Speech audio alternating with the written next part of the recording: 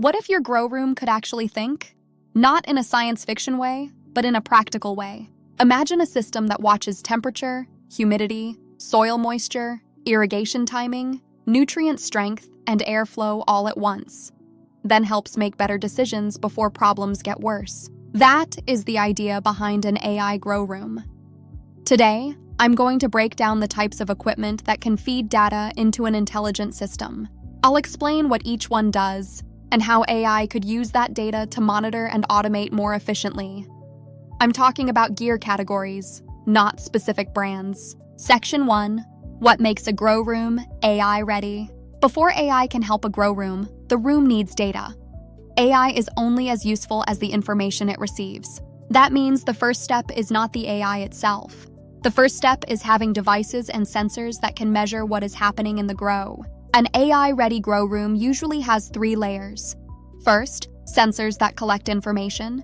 Second, controllers that respond. Third, an automation layer for patterns. So instead of one device doing everything, the grow room becomes a connected system. Section 2, climate sensors and environmental monitoring. Let's start with the basics. Environmental monitoring. A grow room needs to know what the air is doing at all times. This means sensors for temp, humidity, VPD, and CO2. These sensors tell you whether the room is stable or drifting into stress conditions. If temp climbs while humidity drops, plants transpire faster than expected. An AI system could watch those changes over time and recognize patterns such as the room getting too hot every afternoon or humidity spikes after irrigation. Pattern recognition matters because it helps you move from reacting late to adjusting early. Instead of waiting for stress, AI flags the trend early. Section 3, let's talk about light controllers. Next is lighting control. A light controller manages schedules, dimming, intensity, and ramping. This drives photosynthesis and plant structure. An AI system could use light data along with climate data to ask, is the room too hot during peak intensity? Should we dim to reduce stress? If peak intensity causes stress, AI could recommend lowering it or adjusting climate targets. The light controller becomes part of a larger plant response strategy. Section 4. Irrigation and watering controllers. Now let's talk about watering control. This is critical for automation. A controller manages timing, shots, valves, pumps, and zone scheduling. When paired with root zone sensors, the system tracks substrate moisture, dryback, and feed behavior. This is where AI becomes really useful. AI helps answer. Are plants drying back too fast? Staying too wet? Is irrigation too early? One zone using water differently from another? If one area stays wetter, AI could flag poor airflow or uneven irrigation. If dryback is too aggressive, it recommends earlier shots.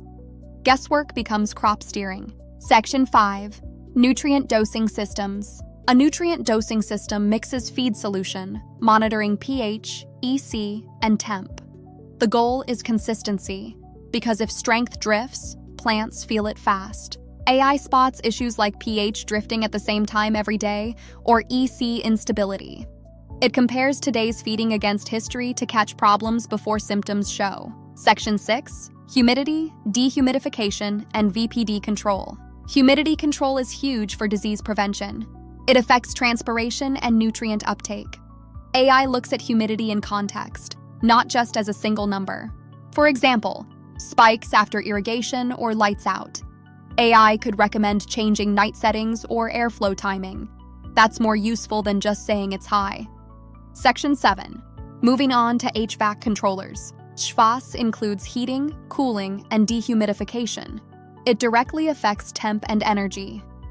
AI takes it further by analyzing how fast a room heats up or energy swings. If one room has larger swings, AI flags equipment inefficiency or poor air distribution.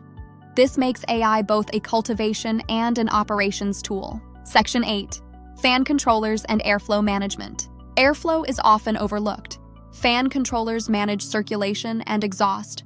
Good airflow stabilizes climate and reduces stagnant pockets where moisture builds up. AI can identify dead zones, sections with poor drying, or humidity pockets. Instead of one single box, AI shows parts of the room behave differently. Section 9. The Central Automation Dashboard. The real power comes when all these systems feed into one central dashboard. Climate, lights, irrigation, nutrients, airflow, all in one place. AI can detect patterns, recommend set points, and predict problems early. This is where a grow room stops being just automated and starts becoming intelligent. Automation follows rules. AI looks for patterns, learns from outcomes, and improves decisions over time. Section 10. Real examples of how AI could help. Example 1. Overwatering risk. The system sees high moisture and increasing runoff. AI recommends reducing shot size or spacing out events. Example 2. Climate imbalance. Mid-afternoon heat and VPD spikes. AI recommends adjusting intensity or cooling strategy during that window. Example 3. Nutrient inconsistency. Feed tank shows repeated pH drift. AI flags possible dosing inconsistency before symptoms appear. Example 1. Uneven room performance. One side dries slower. AI suggests checking airflow, fan direction, or density in that zone. Section 11. What AI cannot do by itself. AI is powerful, but not magic. It doesn't replace good sensors, calibration, clean lines, or human judgment. Bad data means bad recommendations. The goal is not to remove the grower.